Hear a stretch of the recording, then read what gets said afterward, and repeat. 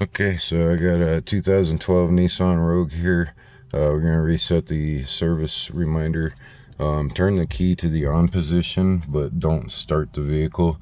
And then you're going to press on this second button here until you come up with settings. And then you're going to press and hold this button. And I'll come into this menu. And then here you can twist this button and go down to maintenance. Press the button. You're going to go down to service, press the button, and then you're going to go to reset, press the button, and it is reset and everything's ready to go. And then you can turn the car off and then turn it on just to make sure that the message is gone. Once the tire pressure goes away. There we go.